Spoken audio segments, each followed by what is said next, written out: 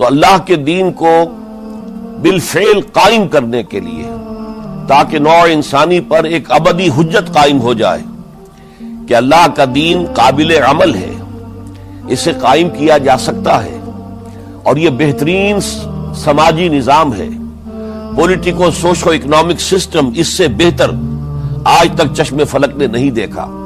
یہ حجت قائم کرنے کے لیے جن حضرات نے اپنی جانوں کا نذرانہ پیش کر دیا، گویا کہ وہ اللہ کے گواہ قرار پائے، ان کے لیے لفظ شہید استعمال کیا گیا۔ دوسرے لیکچر میں آپ کو یاد ہوگا کہ ہم نے یہ بات سمجھنے کی کوشش کی کہ جب اللہ کا دین جزیرہ نما عرب میں قائم ہو گیا، اور گویا کہ ہم کہہ سکتے ہیں کہ انقلاب محمدی علی صاحب الصلاۃ والسلام کی تکمیل ہو گئی، تو جیسے کہ ہر انقلاب کے ساتھ ہوتا ہے، اس کے بعد کچھ کاؤنٹر ریولوشنری موومنٹ شروع ہوئی۔ چنانچہ سب سے پہلے اندرون ملک عرب جھوٹے نبی کھڑے ہو گئے، نبوت کے جھوٹے دعوے دار، اور بہت سے لوگوں نے حکومت کو زکوٰۃ ادا کرنے سے انکار کر دیا، اور یہ فتنہ اتنا بڑا تھا کہ واقعہ یہ ہے کہ اگر اسے کرش نہ کر دیا جاتا تو انقلاب محمدی علی صاحب الصلاۃ والسلام اسی وقت ناکام ہو جاتا۔ یہ حضرت ابو بکر صدیق رضی اللہ تعالیٰ عنہ کے فضائل کا سب سے درخشاں باب ہے کہ انہوں نے اپنے عزم اور ہمت اور استقلال اور اللہ پر اعتماد، اللہ پر توکل اور بھروسے کے ساتھ ان دونوں فتنوں کو آئرن ہینڈ کے ساتھ کرش کر دیا، اور سال سوا سال ہی میں ان دونوں کاؤنٹر ریولوشنری موومنٹس کو ختم کر کے اس کے بعد انہوں نے جلد ہی اس نظام کا گویا کہ انچارج حضرت عمر رضی اللہ تعالیٰ عنہ کو بنا دیا کہ جو خلیفہ ثانی ہے۔ پھر ہم نے دیکھا کہ حضرت عمر کے زمانے میں رضی اللہ تعالیٰ عنہ توسیع کا جو عمل ہے، توسیع انقلاب محمدی کا عمل بڑی تیز رفتاری کے ساتھ جاری ہوا، فتوحات کا سیلاب آیا، ایران پوری سلطنت تہس نہس ہو کر رہ گئی، اس کے پرچے اڑ گئے، سلطنت روما اپنے تمام شمالی افریقی مقبوضات سے محروم، مغربی ایشیا سے اسے بے دخل کر دیا گیا، صرف وہ یورپ کے اندر محدود ہو کر رہ گئی۔ اب ظاہر بات ہے کہ اس کے خلاف بھی تو پھر رد عمل ہونا تھا، کاؤنٹر ریولوشنری موومنٹس اٹھنی تھی۔ تو سب سے پہلے حضرت عمر رضی اللہ تعالی عنہ کی خلافت اور اس کے چراغ کو بجھانے کے لیے ایران کی طرف سے رد عمل ظاہر ہوا۔ ہرموزان جو ایک بڑا ان کا جرنیل تھا، اس کی سازش اور ابو لولو فیروز کے ذریعے سے حضرت عمر رضی اللہ تعالیٰ عنہ کو شہید کر دیا گیا۔ سمجھا یہ گیا تھا کہ یہ ساری عمارت شاید اسی شخصیت کی بل پر کھڑی ہے، لہذا جب میدان سے حضرت عمر ہٹ جائیں گے تو یہ خلافت کی پوری عمارت جو ہے وہ زمین بوس ہو جائے گی۔ لیکن معلوم ہوا یہ عمارت محمد کی بنائی ہوئی تھی صلی اللہ علیہ وسلم۔ کھنڈر بتا رہے ہیں عمارت عظیم تھی، بڑی عظیم عمارت تھی جو حضور نے تعمیر کی تھی، لہذا حضرت عمر کی شہادت سے کوئی فرق واقع نہیں ہوا۔ حضرت عثمان رضی اللہ تعالیٰ عنہ آ گئے میدان میں، اور میں بتا چکا ہوں آپ کو کہ ان کے دور خلافت کے جو 12 سال ہیں، ان میں سے پہلے 10 سال بالکل حضرت عمر فاروق رضی اللہ تعالیٰ عنہ کی خلافت کے دور کی مثال ہے۔ اسی تیزی کے ساتھ انقلاب جو ہے آگے بڑھ رہا تھا، فتوحات کا دائرہ پھیل رہا تھا، اور اندرون ملک پورا امن، سکون، اطمینان اور چین تھا۔ لیکن ان کی دور خلافت کے آخری دنوں میں اب یہودیوں کی طرف سے رد عمل اور ایک کاؤنٹر ریولوشنری موومنٹ عبداللہ ابن سبا کے ذریعے سے، کہ جس نے اسلام کا لبادہ اوڑھا اور منافقت کے پردے کے ساتھ وہ عالم اسلام میں داخل ہوا، اور اس نے چونکہ دیکھ لیا پرانی چپقلش ہے، پرانی چشمک ہے جو قریش کے 2 بڑے قبیلوں کے مابین یا 2 بڑے گھرانوں کے مابین چلی آ رہی تھی، بنو ہاشم، بنو امیہ۔ تو پہلے 2 خلفاء جو تھے وہ نہ بنو ہاشم سے تھے نہ بنو امیہ سے تھے۔ حضرت ابو بکر صدیق بنو تیم سے تھے، حضرت عمر بنی عدی میں سے تھے، لیکن حضرت عثمان اب بنو امیہ میں سے تھے۔ اس کو انہوں نے گویا کہ دکھتی رگ بنا کر پکڑا اور پروپیگنڈا شروع کیا کہ خلافت تو بنو ہاشم کا حق ہے، جو کہ حضور ہاشمی تھے صلی اللہ علیہ وسلم۔ تو گویا کہ عثمان غاصب ہیں رضی اللہ تعالی عنہ، بلکہ ان سے دونوں پہلو جو تھے حضرت عمر اور حضرت ابو بکر وہ بھی غاصب ہیں۔ اس کے ساتھ ہی فتنے کی مختلف شکلیں انہوں نے شروع کی۔ یہ الفتنۃ الکبریٰ کہلاتا ہے ہماری تاریخ میں، عظیم ترین فتنہ، جس کے نتیجے میں حضرت عثمان رضی اللہ تعالیٰ عنہ شہید ہو گئے۔ اور ان کی شہادت کے بعد اگرچہ خلافت حضرت علی رضی اللہ تعالیٰ عنہ کے ہاتھ میں آئی، لیکن یہ کہ باہمی خانہ جنگی کا وہ سلسلہ شروع ہوا جو حضرت علی کے دور خلافت جو 5 سالوں پر مشتمل ہے، اس کے دوران مسلسل خانہ جنگی رہی۔ ایک طرف شیعان علی تھے، دوسری طرف شیعان عثمان آ گئے جو حضرت عثمان رضی اللہ تعالیٰ عنہ کے قتل کے قصاص کے مطالبے کو لے کر سامنے آئے۔ جنگ جمل ہوئی، ایک رات میں 10,000 مسلمان شہید ہوئے۔ جنگ صفین میں 74,000 مسلمان شہید ہوئے۔ جنگ نہروان میں پھر 4,000 مسلمان شہید ہوئے۔ یہ شہادتیں جو چل رہی تھی، یہ کس لیے چل رہی تھی کہ جو بھی عمارت خلافت کی قائم ہوئی تھی، اب اسے قائم رکھا جائے۔ اغیار کی طرف سے جو سازشیں ہو رہی ہیں، جو حملے ہو رہے ہیں، اسے ختم کرنے کے لیے ان کا مقابلہ کیا جائے۔ تو یہ اور اس کا یہ دور ختم ہوتا ہے حضرت علی کی شہادت پر رضی اللہ تعالی عنہ۔ اور یہ بات نوٹ کر لیجئے کہ حضرت علی کو شہید کرنے والے وہ خارجی تھے۔ عبد الرحمن ابن ملجم خارجی طبقے سے تعلق رکھتا تھا، جو پہلے حضرت علی کے لشکر میں شامل تھے، لیکن جب حضرت علی نے رضی اللہ تعالی عنہ تحکیم اور ثالثی کی تجویز قبول کر دی تو وہ ناراض ہو گئے کہ اللہ تعالیٰ ہی ہے حاکم اور حکم، ان الحکم الا للہ، یہ انسانوں کو حکم کیوں بنا لیا گیا؟ اور اس میں اتنی شدت اختیار کی کہ وہ علیحدہ ہو گئے، اس لیے انہیں خوارج کہا گیا۔ انہوں نے رائے یہ قائم کر دی جو مسلمان کبھی کوئی گناہ کبیرہ کا ارتکاب کرے گا وہ کافر قرار پائے گا۔ جب کافر ہوگا تو گویا کہ مرتد ہے تو واجب القتل، اس کا مال، اس کی عزت سب مباح ہے۔ یہ ہمارا سب سے پہلا گمراہ ترین فرقہ تھا۔ انہی میں سے 3 افراد نے بیٹھ کر اسکیم بنائی کہ یہ 3 افراد ایسے ہیں کہ جن کو اگر میدان سے ہٹا دیا جائے تو شاید مسلمانوں کی باہمی خانہ جنگی ختم ہو جائے اور مسلمان پھر کسی ایک خلیفہ پر راضی ہو جائیں۔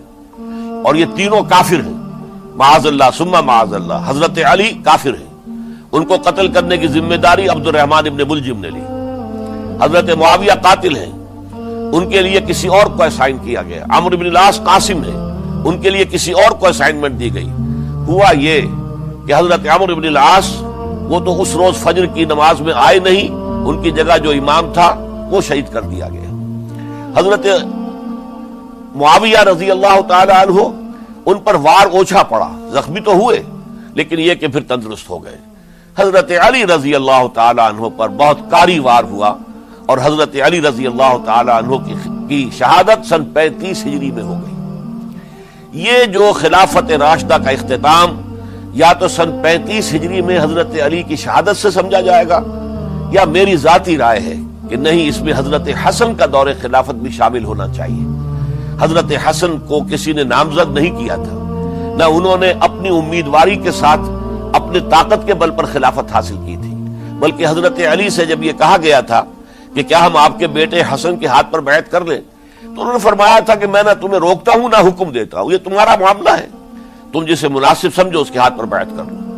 حضرت حسن رضی اللہ تعالیٰ عنہ نے جن کے ہاتھ پر جو بیعت ہوئی، اب معاملہ یہ ہو گیا کہ امیر معاویہ رضی اللہ تعالیٰ عنہ وہ ایک لشکر لے کر شام سے چلے۔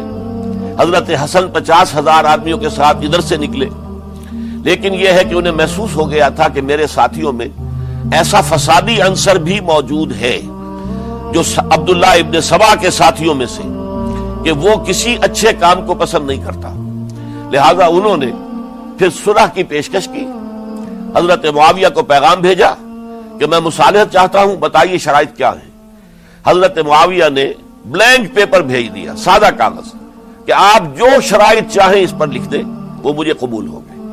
حضرت حسن نے رضی اللہ تعالیٰ عنہ شرائط لکھ دی، حضرت معاویہ نے قبول کر لی، تو حضرت حسن دستبردار ہو گئے خلافت کے دعوے سے، اور اس کے بعد پھر حضرت امیر معاویہ کی خلافت کی بیعت کی گئی۔ اس سے پہلے انہوں نے خلافت کی بیعت نہیں لی تھی۔ یہ ہے سن 41 ہجری، اور اسے عام الجماع کہا جاتا ہے، یعنی یہ اختتام ہے مسلمانوں کی خانہ جنگی کے دور کا۔ پھر جمعیت ایک ہو گئی، پھر عالم اسلام متحد ہو گیا۔ اب پورا کا پورا عالم اسلام حضرت امیر معاویہ کے زیر خلافت تھا۔ اور حضرت امیر معاویہ کون ہے؟ وہ خود ایک صحابی رسول ہے، جلیل القدر صحابی رسول ہے۔ اور آپ کو میں نے کل بھی بتایا تھا کہ حضرت معاویہ رضی اللہ تعالی عنہ کی ایک ہمشیرہ ام حبیبہ رضی اللہ تعالی عنہ حضور کے ازواج مطہرات میں سے ہیں، تو حضور کے گویا کے برادر نسبت ہی ہوئے۔ جو چند لوگ جو وحی کے لکھنے پر جو کاتبین وحی جو حضور نے مقرر کیے تھے، ان میں سے ایک حضرت معاویہ بھی ہے۔ پھر حضرت معاویہ کے لیے حضور کی دعا ہمیں ملتی ہے، اللہم اجعلہ ہادیا مہدیا، اے اللہ اسے ہادی ہدایت دینے والا بنا دے اور مہدی بنا دے جو ہدایت یافتہ ہو۔ تو یہ ان کی شان ہے۔ اور پھر یہ کہ ان کے زمانے میں جب عالم اسلام متحد ہو گیا، داخلی خلفشار ختم ہو گیا، تو فتوحات کا سلسلہ بھی دوبارہ جاری ہو گیا۔ حضرت علی رضی اللہ تعالیٰ عنہ کے 5 سالہ دور خلافت میں کوئی توسیع نہیں ہو سکی تھی دارالاسلام کی، کوئی مزید علاقے جو ہیں سلطنت اسلامی میں شامل نہیں کیے جا سکے تھے، اس لیے کہ سارا معاملہ تو داخلی خلفشار کا تھا۔ وہ جو خانہ جنگی ہو رہی تھی، ایک دوسرے کی تیروں اور تلواروں اور نیزوں سے 1 لاکھ کے قریب مسلمان ختم ہو گئے تھے، تو اندر سے گویا کہ موشن ٹوٹ گیا اس سیلاب کا۔ تو سیلاب پھر دوبارہ جب امت جمع ہو گئی عام الجماع کے بعد، تو حضرت معاویہ رضی اللہ تعالیٰ عنہ ان کا دور خلافت اب 20 برس ہے۔ اندازہ کیجئے یہ پورے 20 برس کوئی اندرونی خلفشار نہیں ہوا، کوئی جھگڑا نہیں ہوا، کوئی فساد نہیں ہوا، بلکہ جو فتوحات کا دائرہ تھا شروع ہو گیا۔ بکرار اور سندھ کے علاقے فتح ہوئے، کابل اور یہ افغانستان کا علاقہ فتح ہوا، ترکستان کے علاقوں کے اندر پیش قدمی ہوئی۔ ادھر یہ کہ قیصر سلطنت روما کا اس کے مرکزی شہر قسطنطنیہ پر حملہ کیا گیا، جس کے لیے کہ حضور کی حدیث موجود تھی پیشن گوئی کے طور پر، اول جیش یغزو مدینۃ القیصر مغفورون لہم۔ حضور نے فرمایا تھا کہ جو پہلا لشکر قیصر کے شہر پر حملہ کرے گا تو وہ سب کے سب وہ مغفرت پا جائیں گے، اللہ تعالیٰ ان کی مغفرت فرما دے گا۔ اگرچہ کامیابی نہیں ہوئی، لیکن اس پیشن گوئی کی وجہ سے آپ کو معلوم ہے کہ حضرت ایوب رضی اللہ تعالی عنہ ان کو بھی اس پیشن گوئی کی وجہ سے، حالانکہ 90 برس سے اوپر عمر تھی، لیکن وہ بھی کہا انہوں نے کہ میں بھی اس میں جانا چاہتا ہوں، چنانچہ اس لشکر میں گئے، وہیں فوت ہوئے۔ بہرحال یہ سارے کارنامے اپنی جگہ پر، امن و امان اپنی جگہ پر، اس کے باوجود اہل سنت والجماعت حضرت معاویہ کے دور خلافت کو خلافت راشدہ میں شامل نہیں سمجھتے۔ اس کی وجہ کیا ہے؟ خلافت راشدہ کی شرط اولین قرآن مجید کے حکم کے مطابق امرہم شورا بینہم، مسلمانوں کے باہمی معاملات باہمی مشورے سے طے پاتے ہیں۔ حضرت ابوبکر صدیق رضی اللہ تعالیٰ عنہ سقیفہ بنی سعدہ کے اندر مشورے کے بعد ان کو منتخب کیا گیا اور ان کے ہاتھ پر بیعت ہوئی۔ حضرت عمر رضی اللہ تعالیٰ عنہ کو حضرت ابوبکر نے مسلمانوں سے مشورہ کر کے پھر نامزد کیا۔ حضرت عثمان کے لیے حضرت عمر رضی اللہ تعالیٰ عنہ نے اپنے جانشین کے لیے 6 افراد پر مشتمل کمیٹی بنا دی، جو بڑے سے بڑے جو اصحاب جو جن کے بارے میں کہا گیا ہے کہ جن کو دنیا ہی میں بشارت دے دی گئی تھی، جو عشرہ مبشرہ میں سے جو باقی تھے، ان کے اوپر مشتمل کمیٹی بنا دی کہ آپ لوگ طے کر لیں اور اپنے سے کسی ایک پر جمع ہو جائیں۔ اس اعتبار سے حضرت علی کے ہاتھ پر بھی جو بیعت ہوئی ہے تو وہ اہل مدینہ کے دباؤ پر ہوئی ہے، ان کے مطالبے پر ہوئی ہے۔ حضرت علی خود جو ہے وہ خلافت کے مدعی نہیں تھے، بلکہ انکار کرتے رہے، چونکہ فتنے کا دور تھا، حضرت عثمان شہید ہوئے تھے، مسلمانوں کے دل زخمی تھے۔ اس حالت میں وہ سمجھتے تھے کہ اگر میں یہ خلافت جو ہے اپنے ہاتھ میں لے لوں گا تو ہو سکتا ہے کہ اس کا حق ادا نہ کر سکوں، لیکن یہ کہ جب انہوں نے دیکھا کوئی اور بھی تیار نہیں، طلحہ بھی تیار نہیں، زبیر بھی تیار نہیں، تو آخر مسلمانوں کو بغیر امارت کے چھوڑا تو نہیں جا سکتا، تو حضرت علی نے وہ قبول کر لی۔ حضرت حسن کے بارے میں بتا چکا ہوں کہ ان کے بارے میں لوگوں نے کہا تو حضرت علی نے فرمایا میں نہ حکم دیتا ہوں نہ روکتا ہوں۔ لیکن حضرت امیر معاویہ رضی اللہ تعالیٰ عنہ صحابی بھی ہے، حضور کے قرابت دار بھی ہے، کاتبین وحی میں سے بھی ہے، پھر ان کا دور حکومت امن، سکون، اطمینان ہر طرح سے جو ہے 20 برس تک کوئی داخلی خلفشات نہیں ہوا، کوئی فساد نہیں ہوا، کوئی باہمی جنگ و جدل نہیں ہوا، بلکہ فتوحات کا دائرہ آگے بڑھا۔ اس کے باوجود چونکہ انہوں نے طاقت سے خلافت حاصل کی، لہذا ان کے دور خلافت کو ہم خلافت راشدہ میں تسلیم نہیں کرتے، حالانکہ وہ خود راشد ہیں، اس لیے کہ تمام صحابہ کرام کے بارے میں سورہ حجرات میں فرمایا وَلَكِنَّ اللَّهَ حَبَّبَ إِلَيْكُمُ الْإِيمَانَ وَزَيَّنَهُ فِي قُلُوبِكُمْ وَكَرَّهَ إِلَيْكُمُ الْكُفْرَ وَالْفُسُوقَ وَالْعِصْيَانَ أُولَٰئِكَ هُمُ الرَّاشِدُونَ۔ تمام صحابہ کرام کی شان یہ ہے کہ اللہ تعالیٰ نے ان کے دلوں میں ایمان کو کھبو دیا ہے، ایمان ان کے دلوں میں رچ گیا ہے، بس گیا ہے، جم گیا ہے، اور کفر سے فسق سے انہیں تبھی نفرت ہو گئی ہے، اور یہ سب کے سب راشدون ہیں۔ تو تمام صحابہ راشدون ہیں، اس اعتبار سے خود حضرت امیر معاویہ بھی راشدون میں شامل ہے، لیکن خلفائے راشدین میں شامل نہیں ہے۔ خلفائے راشدین عام طور پر تو ہم کہتے ہیں حضرت ابوبکر، حضرت عمر، حضرت عثمان، حضرت علی۔ میں نے اپنی ذاتی رائے، حقیر سی رائے عرض کی ہے، اس میں حضرت حسن کا دور بھی شامل ہونا چاہیے 6 مہینے کا، تب وہ 30 برس پورے ہوتے ہیں، جو حدیث میں آیا ہے کہ خلافت جو ہے وہ 30 برس رہے گی، اس کے بعد ملوکیت شروع ہو جائے گی۔ تو ملوکیت کا پہلا قدم یہ تھا کہ حضرت معاویہ نے طاقت سے بزور خلافت حاصل کی، اس لیے ان کو خلیفہ راشد ہم نہیں کہتے۔ البتہ یہ ضرور ہے کہ ان کا دور بہت پرسکون دور تھا۔ البتہ جب 10 برس گزر گئے حضرت معاویہ کے دور حکومت کو، اب میں یہاں لفظ خلافت کی بجائے دور حکومت استعمال کر رہا ہوں، جو کہ خلافت راشدہ سے ذرا اس کا فرق واضح ہو جائے، تو اس وقت ایک اور صحابی، جلیل القدر صحابی مغیرہ ابن شعبہ رضی اللہ تعالی عنہ، وہ حضرت معاویہ کے پاس آئے اور انہوں نے یہ کہا کہ دیکھیے، اگر آپ نے اپنے بعد اپنا جانشین نامزد نہ کیا تو ہو سکتا ہے پھر فسادات پیدا ہو جائے، پھر مختلف لوگ خلافت کا دعویٰ لے کر کھڑے ہو جائیں، پھر خانہ جنگی ہو جائے۔ 5 برس کی خانہ جنگی میں 1 لاکھ سے زیادہ مسلمان شہید ہو چکے ہیں، قتل ہو چکے ہیں، ہلاک ہو چکے ہیں۔ اب دوبارہ وہی دور نہ آ جائے، لہذا آپ اپنا جانشین نامزد کر دیجئے۔ امیر معاویہ ریلیکٹنٹ تھے، لیکن انہوں نے دلائل دیے، دلائل مضبوط تھے۔ انہوں نے کہا کہ اب کبار صحابہ دنیا سے رخصت ہو چکے ہیں، وہ جماعت کہ جن کی تربیت اور تزکیہ، جن کی تعلیم حضور نے خود کی تھی اور ان کو اندر سے پاک کر دیا تھا، ان کی نیتیں بالکل پاک ہو چکی تھی، کوئی نفسانیت ان میں نہیں رہی تھی، وہ جماعت تو اکثر و بیشتر اب ختم ہو چکی، فوت پا چکے، وفات ہو چکی۔ لہذا اب جو ہے اکثر و بیشتر نو مسلم ہیں، جو بعد کے فتوحات کے ذریعے سے اسلام لائے ہیں، لہذا ان کے اندر نہ وہ پختگی ہے، نہ ان کے اندر وہ تقویٰ ہے، نہ تدین ہے، نہ اصول پرستی ہے۔ اسلام کی پوری تعلیمات جو ہیں وہ ان کے وجود کے اندر، ان کے شعور کے اندر گہری اتری ہوئی نہیں ہے، لہذا اب صورتحال وہ نہیں رہ سکے گی جو حضرت ابوبکر یا حضرت عمر یا حضرت عثمان یا حضرت علی کے زمانے میں تھی، لہذا آپ نامزد کیجئے۔ یہ بھی بتا دوں کہ مغیرہ ابن شعبہ کون تھے رضی اللہ تعالیٰ عنہ۔ نمبر 1 یہ ہے کہ یہ اصحاب شجرہ میں شامل ہیں، جن 1400 یا 1800 افراد نے حضور سے بیعت کی تھی صلح حدیبیہ سے متصل قبل، اس درخت کے نیچے بیٹھ کر جس کے بارے میں سورہ فتح میں فرمایا گیا کہ لقد رضی اللہ عن المؤمنین اذ یبایعونک تحت الشجرہ، اللہ ان تمام اہل ایمان سے راضی ہو گیا جو ہے نبی صلی اللہ علیہ وسلم آپ کے دست مبارک پر بیعت کر رہے تھے اس درخت کے نیچے، ان میں سے موجود، ان میں یہ مغیرہ ابن شعبہ ہے۔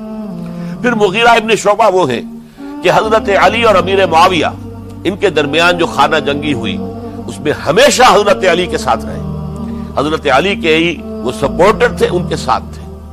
اس پہلو سے اچھی طرح سمجھ لیجئے کہ یہ نہیں ہے کہ وہ در حقیقت کوئی پہلے سے وہ امیر معاویہ کے ساتھی تھے، نہیں، لیکن اب جو صورتحال وہ دیکھ رہے تھے، جہاں دیدہ انسان تھے، بہت بڑے سیاستدان تھے، جانتے تھے حالات کو، حالات کے نفس پر ان کا ہاتھ تھا، لہذا انہوں نے یہ مشورہ دیا اور پھر امیر معاویہ نے اس مشورے کو قبول کر لیا اور یزید کی ولی عہدی کا اعلان کر دیا۔ یہ بالکل مڈل ہے حضرت امیر معاویہ کے دور خلافت کا درمیان۔ یہ 10 سال جب ہو گئے تھے حضرت امیر معاویہ کی خلافت کو یا حکومت کو، تب یہ معاملہ پیش آیا اور یزید کے ہاتھ پر یہ بیعت ولی عہدی تمام جو بھی مختلف گورنرز تھے ان کے ذریعے سے کہہ دیا گیا اپنے اپنے علاقے کے لوگوں سے بیعت لے لو. یہ بیعت عام طور پر لوگوں نے کر لی. البتہ 5 شخصیتیں جو بہت نمایاں تھیں انہوں نے اس بیعت سے انکار کیا. ان میں کون تھے ذرا نوٹ کیجئے. حضرت ابو بکر فوت ہو چکے، ان کے بیٹے عبد الرحمن ابن ابی بکر. حضرت عمر فوت ہو چکے، ان کے بیٹے عبداللہ ابن عمر. حضرت زبیر فوت ہو چکے، ان کے بیٹے عبداللہ ابن زبیر. حضرت عباس فوت ہو چکے، ان کے بیٹے عبداللہ ابن عباس. حضرت علی شہید ہو چکے، ان کے بیٹے حسین ابن علی رضی اللہ تعالی عنہم اجمعین. یہ 5 جو امت کے بہت بڑے 5 افراد کے گویا کے وہ چشم و چراغ تھے ان گھرانوں کے، انہوں نے انکار کیا. اور ان میں خاص طور پر عبد الرحمن ابن ابی بکر نے یہ جملہ کہا کہ تم چاہتے ہو کہ قیصر و کسریٰ کی سنت پر عمل کرو کہ باپ کے بعد بیٹا حاکم بن جائے. یعنی ایک قدم تو خلافت کا نظام پہلے ہی نیچے اتر چکا. مشاورت سے تو حضرت امیر معاویہ کا بھی جو نسب ہوا ہے وہ مشاورت سے نہیں ہوا. ایک درجے میں وہ جو اللہ تعالیٰ کے رسول نے عمارت بنائی تھی شاندار، اس خلافت کا جو سیاسی نظام تھا اس میں ایک تو کڑی آ چکی زوال کی کہ ایک شخص نے طاقت کے ذریعے سے خلافت حاصل کر لی.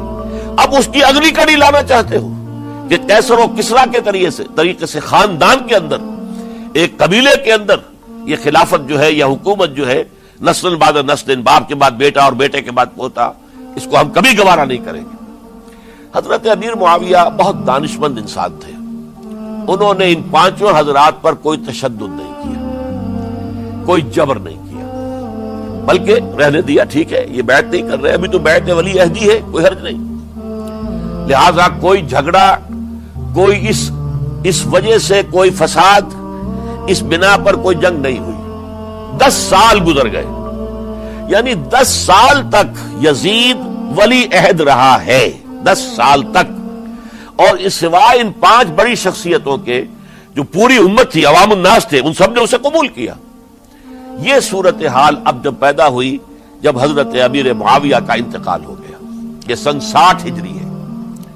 اب سوال پیدا ہوا کہ وہ ولی عہدی کی بیعت اب بیعت خلافت میں منتقل ہو جائے گی. لہذا پھر یہ ہوا کہ سب لوگوں سے، سب گورنروں کو لکھ دیا گیا تمام صوبوں کے اندر کہ اپنے اپنے لوگوں سے بیعت لے لو. ظاہر بات ہے کہ وہاں کوئی ریفرنڈم نہیں ہوتا تھا، کوئی ووٹ نہیں ہوتے تھے کہ اس کی پرچیاں ڈالی جا رہی ہوں، ایک شخص سے رائے لینا نہیں ہوتی تھی. بلکہ اس وقت کی جمہوریت یہ تھی اور شورائیت یہ تھی کہ ڈفرنٹ کلینز ہیں، ڈفرنٹ فیملیز ہیں، ڈفرنٹ ٹرائبز ہیں، ان کے سردار، ان کے بڑے لوگ، ان کے اہم لوگ بیعت کر لیں تو گویا کہ سب کی بیعت ہو گئی. وہ ایک قبائلی نظام تھا اور اس میں یہ نہیں تھا نظام کے ووٹ بنے ہوئے ہوں اور اس کی پرچیاں ڈالی جا رہی ہوں. تو تمام عالم اسلام نے گویا کہ بیعت قبول کر لی اب یزید کی بحیثیت خلیفہ. اب وہ جو 5 آدمی تھے ان میں سے ایک فوت ہو چکے تھے، حضرت عبد الرحمن ابن ابی بکر رضی اللہ تعالی عنہما، دونوں فوت ہو گئے، لیکن باقی 4 رہ گئے. ان 4 کو نوٹ کیجئے، اور یہ بڑا سینسٹیو ایشو ہے جس پر میں اب گفتگو کر رہا ہوں. ان 4 میں کون ہیں؟ عبداللہ ابن عباس، عمر میں سب سے بڑے وہ ہیں، اور ان کی شان یہ ہے کہ انہیں حبر الامہ کہا گیا ہے، امت کے سب سے بڑے عالم، اور قرآن مجید کے وہ سب سے پہلے مفسر ہیں. اصل جو جتنی بھی تفسیری روایات ہمیں ملتی ہیں حضرت عبداللہ ابن عباس کے شاگردوں سے، تابعین سے، لہذا ان کا بہت اونچا مقام ہے.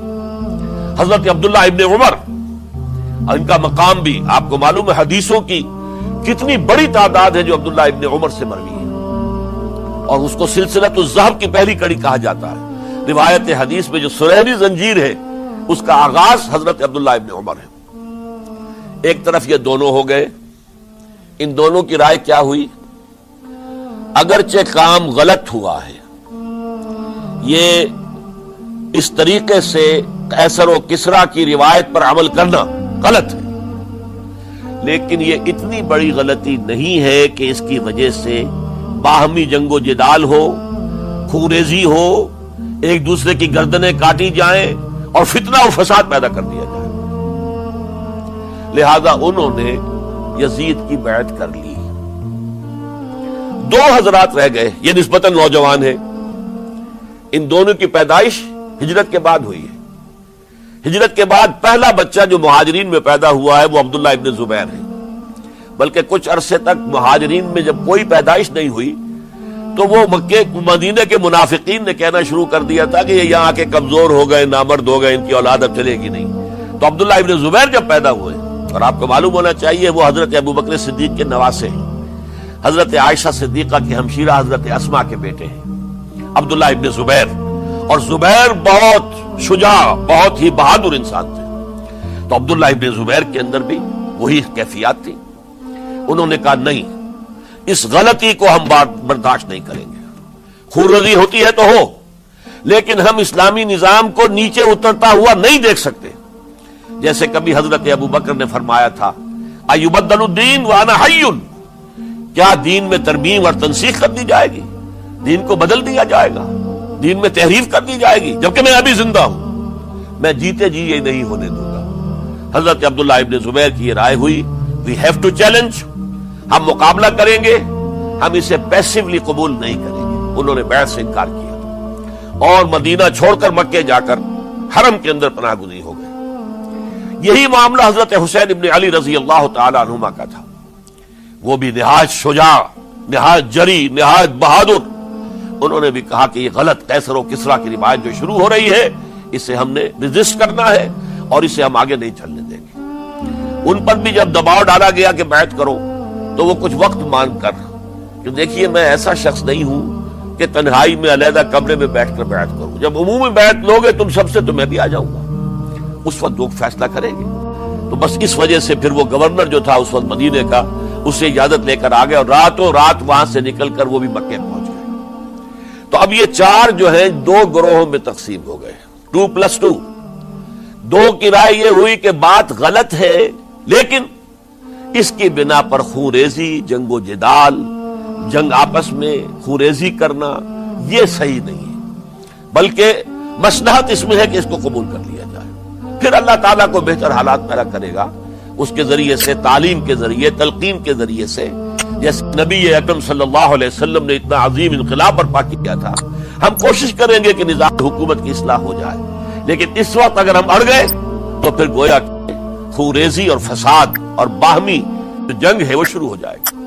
اور دو حضرات کی رائے ہوئی کہ نہیں، ہمیں ہر صورت میں ریزسٹ کرنا ہے، خون ریزی ہوتی ہے تو ہو، ہمیں جانے دینی پڑتی ہے تو دیں گے، ہم شہادت قبول کریں گے لیکن اس غلطی کو قبول نہیں کر سکتے۔ تو میں اس کے لیے عرض کر رہا ہوں یہ تیسری شہادتوں کا جو دور شروع ہوا ہے، پہلا شہادتوں کا دور حضور کا دور، دین کو قائم کرنے کی جد و جہد میں جنہوں نے جانے دی ہیں۔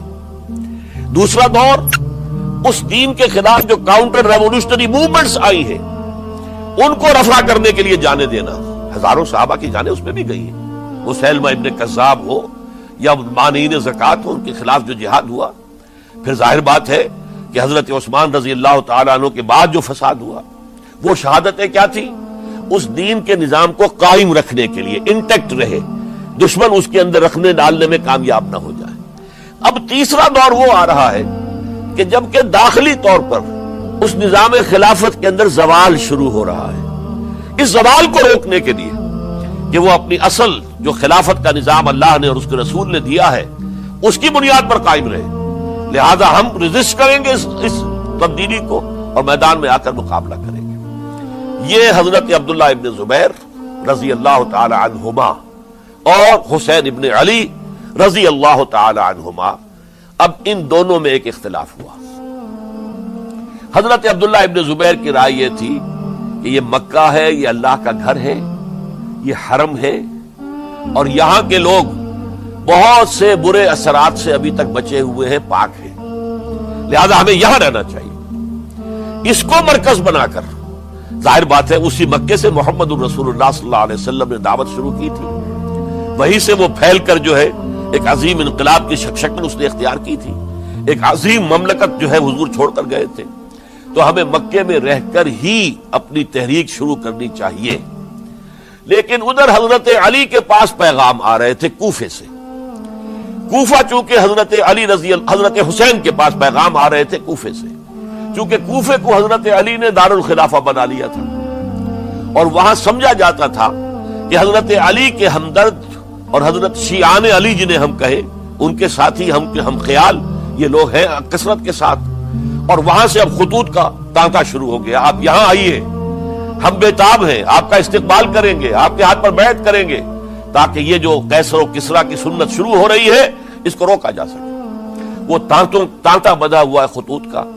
تو حضرت حسین رضی اللہ تعالیٰ عنہ نے فیصلہ کر لیا کہ میں کوفے جاؤں گا. حضرت زبیر روکتے رہ گئے کہ نہیں, کوفیوں پر اعتماد نہ کیجیے, یہ زبانی کلامی ساتھ دیتے ہیں, جب ڈنڈا چلتا ہے تو پھر یہ ہٹ جاتے ہیں میدان سے, ان پر اعتماد نہ کریں آپ. لہذا یہی مکے میں رہیے اور ہم دونوں مل کر ایک بڑی طاقت بن جائیں گے. اور یہ مکہ جو ہے ہمارے لیے حصار ہے, یہ ہمارے لیے پناہ گاہ ہے, یہاں سے اس دعوت کا آغاز کیا جائے.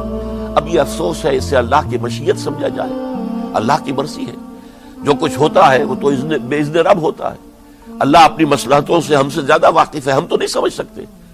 حضرت حسین نے فیصلہ کیا اور ڈٹ گئے اس فیصلے پر کہ میں کوفے جاؤں گا. اب یہ بھی بات قرآن مجید میں آیا ہے, حضور سے خطاب کر کے فرمایا گیا فَإِذَا عَزَمْتَ فَتَوَكَّلْ عَلَى اللَّهِ. جب ایک مرتبہ آپ ایک ارادہ کر لیں تو پھر اللہ پر توکل کیجئے.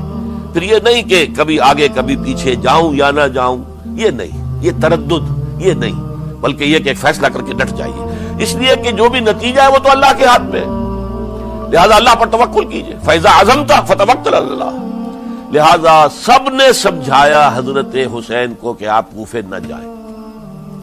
سمجھانے والوں میں حضرت عمر بھی تھے رضی اللہ, حضرت عبداللہ ابن عمر بھی تھے رضی اللہ تعالی عنہ. اگرچہ کوئی قرابت داری جو ہے قریبی نہیں تھی, لیکن بہرحال امت کی ایک شخصیت, عظیم شخصیت تھے. سمجھانے میں سب سے زیادہ زور صرف کیا ہے حضرت عبداللہ ابن عباس نے رضی اللہ تعالی عنہ. اور حضرت عبداللہ ابن عباس کون ہے؟ ایک رشتے سے حضرت حسین کے چچا ہیں, ایک رشتے سے حضرت حسین کے نانا ہیں. کیوں؟ حضرت علی اور حضرت عبداللہ ابن عباس چچا زاد بھائی ہیں. عباس کے بیٹے, ابو طالب کے بیٹے, عباس اور ابو طالب بھائی ہیں. تو یہ فرسٹ کزن تھے حضرت علی اور عبداللہ ابن عباس رضی اللہ تعالی عنہ. لہذا انہوں نے جب کہا تو گویا کہ ایک چچا, ایک بزرگ سمجھا رہا ہے. اور دوسرے رشتے سے حضور نانا تھے حضرت حسین کے, اور حضور بھی کزن تھے حضرت عبداللہ ابن عباس کے, چچا زاد بھائی. اس حوالے سے سمجھ لیجئے کہ حضور کے کزن نانا کے درجے میں آ گئے. تو یہ دو رشتے تھے حضرت عبداللہ ابن عباس کے, اور انہوں نے بڑی الہا و زاری کے ساتھ, بڑی اپنے مقام سے نیچے اتر کر خوشامد کی ہے. حسین خدا کے لیے باز آ جاؤ, حسین خدا کے لیے باز آ جاؤ. حسین اگر جانا ہی ہے تو اپنے بال بچوں کو لے کر نہ جاؤ. جس طریقے سے تمہارے باپ حضرت علی رضی اللہ تعالیٰ عنہ کو کوفہ کے اندر ذبح کر دیا گیا, کہیں ایسا نہ ہو کہ تمہیں بھی تمہارے بال بچوں کے سامنے ذبح کر دیا جائے. باز آ جاؤ. لیکن حضرت حسین اب اللہ کی طرف سے ان کے دل میں ایک ارادہ پختہ ہو چکا تھا, اور انہوں نے حضرت مسلم بن عقیل کو بھیجا تھا کہ جاؤ میری طرف سے کوفے والوں سے بیعت لے اور پھر مجھے اطلاع دو. وہ گئے, وہاں 12,000 افراد نے بیعت کر لی.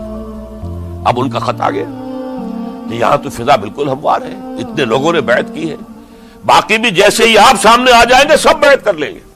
لہذا یہاں پر وہ ریزسٹنس کے لیے گویا کہ ہمارے پاس طاقت اس کوفے کے اندر بہت مضبوط طاقت ہوگی کہ ہم یزید کی حکومت کے خلاف ریزسٹ کر سکیں. اس کے بعد ہوا کیا؟ یزید نے عبید اللہ ابن زیاد کو گورنر بنا کر بھیج دیا. یہ شخص تھا بہت ڈنڈا چلانے والا. اس نے سختیاں شروع کی تو بہت سے لوگ اس بیعت سے تائب ہو گئے. لیکن مسلم بن عقیل وہ میدان میں آئے, اور ان کے ساتھ ہزاروں آدمی آ گئے جنہوں نے بیعت کی تھی, ابھی تک بیعت پر قائم تھے, اور انہوں نے گورنر کے گھر کا گھیراؤ کر لیا. گورنر کے ساتھ 30-40 آدمی تھے کل. وہ چھتوں پر چڑھ گئے, وہاں سے پتھراؤ کیا, اور وہاں سے جو 30-40 آدمی کوفے کے تھے ان سے کہا تم اپنے اپنے لوگوں کو کہو کہ چلے جائیں واپس یہاں سے. انہوں نے اوپر سے کہنا شروع کیا, ڈرایا, بہت خوفناک نتیجہ نکلے گا, اب عبید اللہ ابن زیاد تم سب کو ہلاک کر دے گا. ایک ایک کر کے بھیڑ چھٹتی چلی گئی اور صرف چند افراد رہ گئے, اور اس کے نتیجے میں حضرت مسلم بن عقیل شہید کر دیے گئے. بلکہ ایک شخص حانی نے انہیں پناہ دی تھی کوفے میں, ان کو بھی قتل کر دیا گیا, شہید کر دیا گیا. اس پر یہ ہے کہ انہوں نے ایک شخص کے ذریعے سے پیغام دیا قتل کیے جانے سے پہلے کہ دیکھو میرا تو وقت آ گیا ہے، میں تو اب قتل ہو جاؤں گا، شہید کر دیا جاؤں گا، تو میرا پیغام حسین تک پہنچا دو رضی اللہ تعالی عنہ کہ یہاں یہ بغاوت ہو گئی۔ لوگوں نے، کوفیوں نے، الکوفی لا یوفی، کوفی جو ہے وہ پورا نہیں کرتا اپنے عہد کو اور وفا کو، اس کا ایک ثبوت ہمیں مل گیا ہے کہ سب کے سب منحرف ہو گئے بیعت سے، آپ جہاں تک آ گئے وہاں سے واپس چلے جائیے۔ جب حضرت حسین کے پاس یہ پیغام پہنچا اور انہوں نے ارادہ کیا کہ ٹھیک ہے یہ تو حالات بدل گئے، لہذا واپس چلنا چاہیے، شاید عبداللہ ابن زبیر کی رائے ہی صحیح ہے، ہمیں مکے ہی میں بیٹھ کر کام کرنا چاہیے، لیکن اب جو ہے عرب کا ایک خاص مزاج ہے۔ حضرت مسلم بن عقیل کے بیٹے آڑے آ گئے، اب ہم اپنے باپ کے خون کا قصاص لیے بغیر نہیں جائیں گے، اور حضرت حسین رضی اللہ تعالیٰ عنہ بامروت انسان، شریف النفس انسان، کیسے ممکن تھا غیرت مند غیور انسان وہ کیسے ان کی بات کو رد کر دیتا؟ لہذا اچھا چلو چلتے ہیں کوفے کی طرف۔ آگے بڑھتے چلے گئے، کربلا میں پہنچ گئے، جو کچھ وہاں ہوا ہے پھر آپ کو معلوم ہے۔ اس میں یہ بات ہے پہلے 1000 کا لشکر بھیجا تھا عبید اللہ ابن زیاد نے، اس پر حضرت حسین رضی اللہ تعالیٰ عنہ نے جو باتیں کہیں وہ کچھ اثر انداز ہو گئی۔ ان کا افسر جو تھا حر بن یزید تمیمی، وہ بعد میں حضرت حسین کا حامی ہو گیا اور حضرت حسین کے ساتھ ہی اس کو بھی شہادت نصیب ہوئی۔ پھر دوسرے کو بھیجا عمرو ابن سعد، عمرو ابن سعد بھی ایک بڑی عظیم شخصیت کا بیٹا تھا، حضرت سعد ابن ابی وقاص جو فاتح ایران تھے اور جن کو غزوہ احد کے موقع پر حضور نے فرمایا تھا کہ اے سعد تیر چلاؤ، میرے ماں باپ تم پر قربان ہوں۔ جبکہ احد میں گھیراؤ کر لیا تھا حضور کا اور کفار قتل کرنے کے لیے ہجوم کر رہے تھے، اور کچھ حضرات تیر چلا چلا کے انہیں پھینک رہے تھے، دور جو ہے ہٹا رہے تھے، ان میں سے حضرت سعد ابن ابی وقاص بھی تھے۔ پھر وہ فاتح ایران تھے، اسی لیے گورنر بن گئے تھے ایران کے۔ سعد جو ہے ان کا بیٹے، یہ عمرو جو ہے یہ اب ایک بڑے صوبے کا گورنر بھی تھا، اس وقت 4000 آدمی دے کر بھیجا، وہ بھی نرمی کرتا رہا، اس نے کوئی تشدد نہیں کیا، اس کے اندر بہرحال اپنے عظیم باپ کے خون کا کچھ اثر تھا۔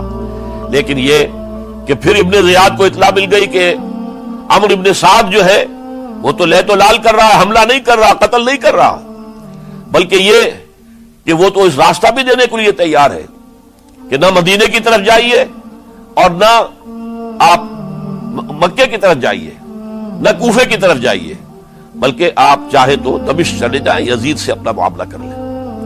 اس پر ابن زیاد نے پھر وہاں سے خط لکھا ہے، میں نے تمہیں اس کام کے لیے بھیجا تھا، میں نے تمہیں حکم دیا تھا حسین سے میری بیعت لو، یعنی میری بیعت کے ذریعے یزید کی بیعت لو اور اسے پکڑ کر لا کر میرے سامنے پیش کرو۔ لہذا پھر اس نے ایک بہت خونخوار شخص کو زیادہ فوج دے کر بھیجا ہے، اور وہ جو ہے اس نے آ کر جو ہے شمر نے پھر اس نے فیصلہ کن معاملہ کیا۔ حضرت حسین رضی اللہ تعالیٰ عنہ نے ان دنوں میں جو وہاں گزرے ہیں، جتنے بھی کوفی آئے ہوئے تھے نا، اکثر و بیشتر تو کوفے کے لوگ تھے، ان سے کہا کہ میں خود نہیں آیا، تم نے مجھے بلایا تھا، اے فلاں ابن فلاں کیا تم نے مجھے خط نہیں لکھا تھا کہ آؤ؟ اے فلاں ابن فلاں کیا تم نے مجھے پیغام نہیں بھیجا تھا کہ یہاں تشریف لائیے؟ اور دیکھو میرے پاس تمہارے خطوط موجود ہیں۔ وہ ایک تھیلا جس میں کہ خطوط ہے وہ بھی لا کے میدان میں رکھ دیا۔ یہ حضرت حسین رضی اللہ تعالیٰ عنہ کی شرافت اور اپنی صاف دلی، کوئی اس کے اندر عیاری نہیں تھی ان کے اندر، معاذ اللہ ثم معاذ اللہ، لیکن یہ کہ اس کا نتیجہ اچھا نہیں نکلا۔ نتیجہ کیا نکلا؟ اب انہیں پتا چل گیا کوفیوں کو، اگر اب حسین زندہ دمشق پہنچ گئے یزید کے پاس تو یہ ہم سب کا بھاڑا پھوڑ دیں گے، ہماری شامت آ جائے گی، لہذا اب تو کسی صورت انہیں زندہ نہیں رہنے دینا۔ ایک بڑا اہم واقعہ نوٹ کر لیجیے اس کو، اس لیے کہ حضرت حسین نے ایک ایک کا نام لے کر اے فلاں ابن فلاں، اے فلاں ابن فلاں، اے فلاں ابن فلاں، کیا تم نے خط نہیں لکھا تھا؟ کیا تمہارا پیغام نہیں تھا؟ اب انہوں نے دیکھا کہ یہ بھانڈا اگر یزید کے ہاں جا کر پھوڑ دیا گیا تو پھر ہماری خیر نہیں ہوگی۔ یہی وجہ ہے حضرت حسین کو شہید کرنے کے بعد، یہ نوٹ کر لیجئے، 72 آدمی تھے کل، جس کو کہ لے لشکر حضرت حسین کا رضی اللہ تعالیٰ عنہ، ان میں سے 20 خاندان بنی ہاشم کے چشم و چراغ تھے. وہ بڑی بہادری سے لڑے، بڑی بہادری سے لڑے، ایک ایک نے لڑ کر جان دی ہے، بہت سو کو مارا ہے.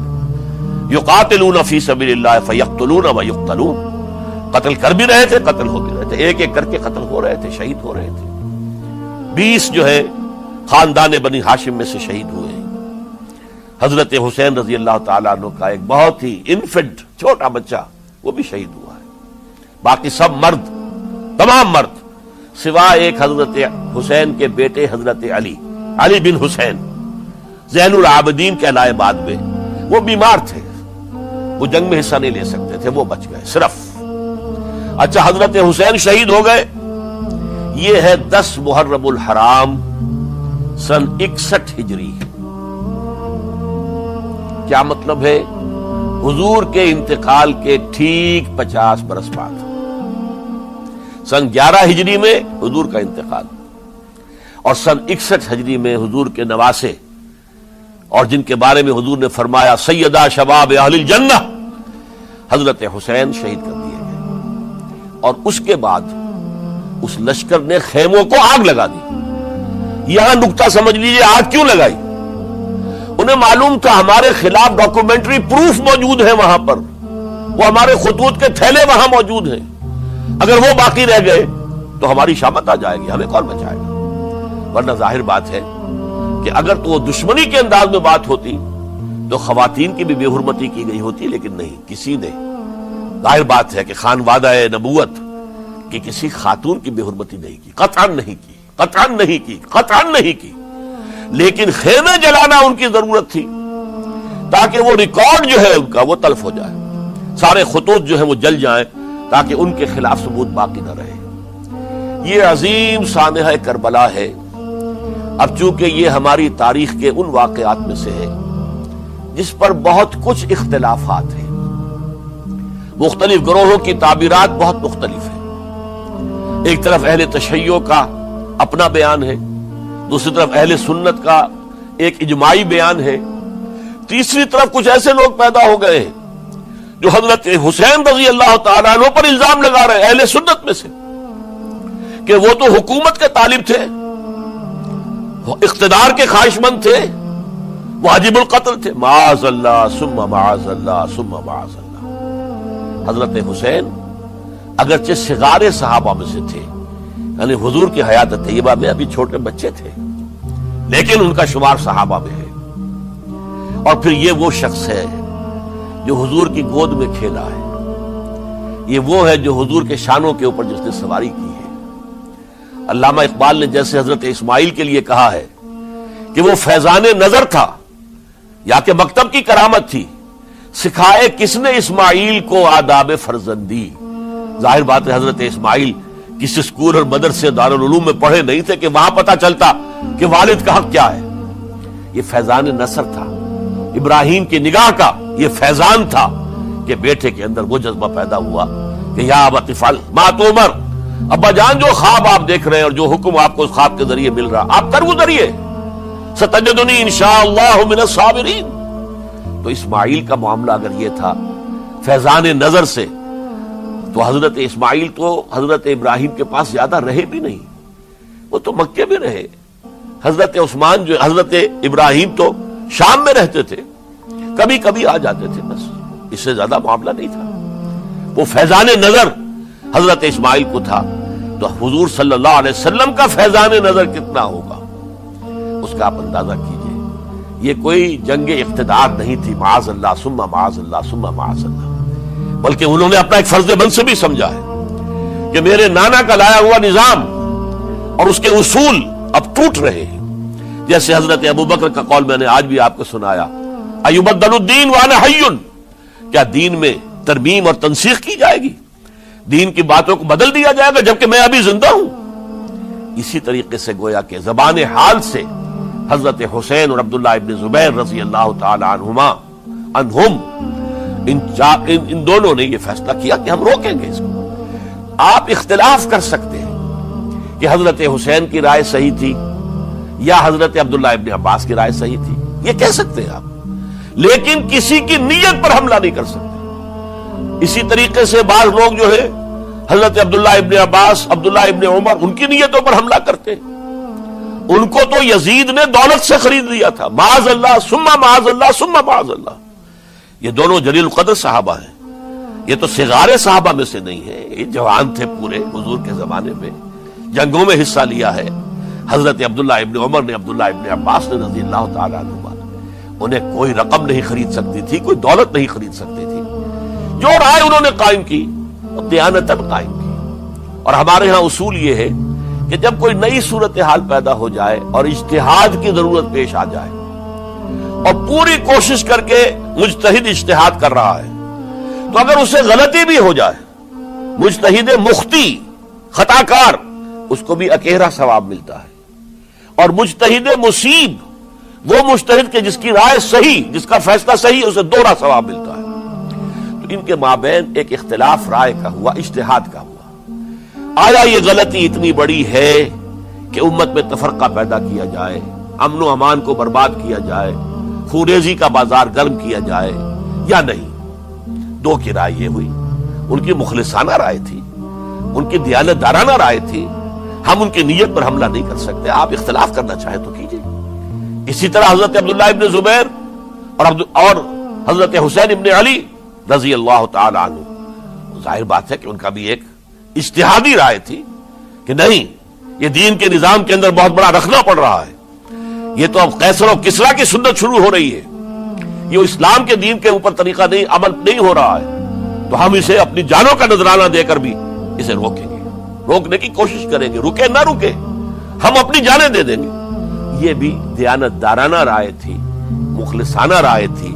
ان کی نیت پر کوئی حملہ کم سے کم اہل سنت والجماعت میں سے کسی شخص کو حق نہیں ہے. اس لیے کہ اہل سنت والجماعت کا کہنا یہ ہے، الصحابۃ کلہم عدول، صحابہ جتنے بھی ہیں وہ سب کے سب عدول ہیں، ان میں بدنیتی نہیں آ سکتی، خطا ہو سکتی ہے. اہل سنت کے نزدیک معصومیت خاصہ نبوت ہے.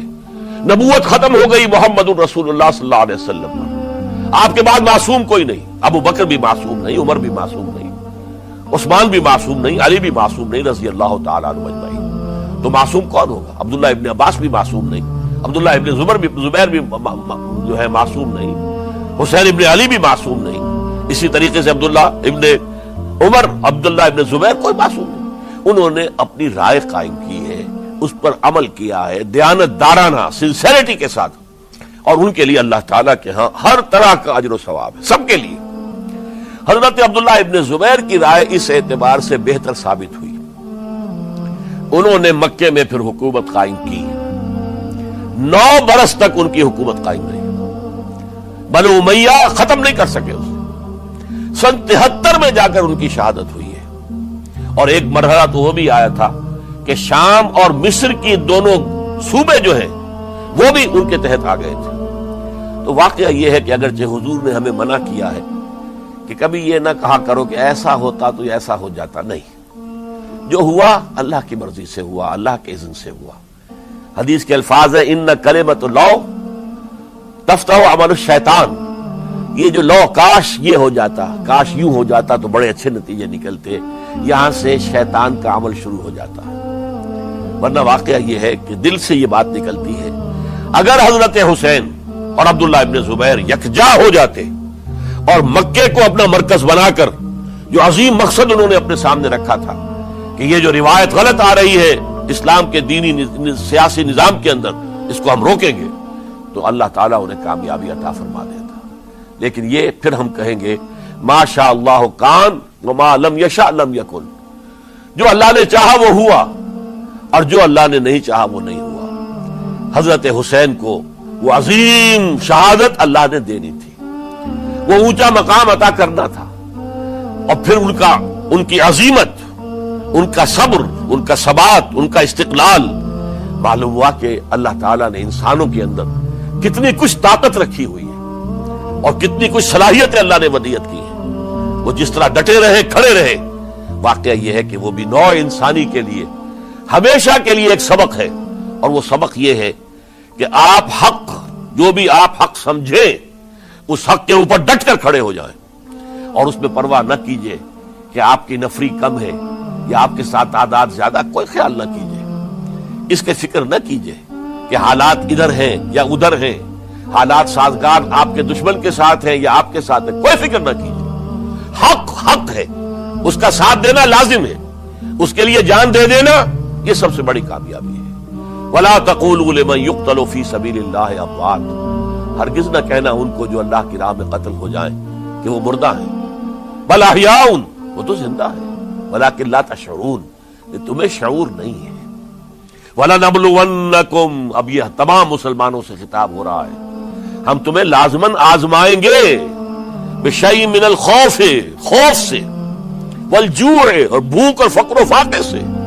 حضرت حسین اور ان کے ساتھیوں کو پیاس کے ذریعے سے آزمایا گیا، حالانکہ دریا دور نہیں ہے لیکن پانی بند کر دیا گیا، کیسی کیسی شدت اور کیسے کیسے سخت حالات کا سامنا کیا، لیکن جھکے نہیں، گردن نہیں جھکی، ڈٹے رہے اپنے موقف کے اوپر۔ وَلَنَبْلُوَنَّكُمْ بِشَيْءٍ مِّنَ الْخَوْفِ وَالْجُوعِ وَنَقْصٍ مِّنَ الْأَمْوَالِ وَالْأَنفُسِ وَالثَّمَرَاتِ، اور ہم تمہیں جانی اور مالی نقصانات کے ذریعے سے آزمائیں گے۔ وَبَشِّرِ الصَّابِرِينَ، اور اے نبی بشارت دے دیجئے صبر کرنے والوں، الَّذِينَ إِذَا أَصَابَتْهُمْ مُصِيبَةٌ، وہ کہ جن کو اگر کوئی مصیبت آئے، ان پر نازل ہو جائے، قالوا، تو وہ کہیں گے، اِنَّا لِلَّهِ وَإِنَّا إِلَيْهِ رَاجِعُونَ، ہم اللہ ہی کے ہیں، اللہ ہی کی طرف ہمیں لوٹ جانا ہے۔ أُولَئِكَ عَلَيْهِمْ صَلَوَاتٌ مِّن رَّبِّهِمْ وَرَحْمَةٌ، یہ ہیں وہ جن پر ان کے رب کی طرف سے صلوات ہے، درود ہے اور رحمت ہے، وَأُولَئِكَ هُمُ الْمُهْتَدُونَ، اور یہی ہدایت یافتہ ہے۔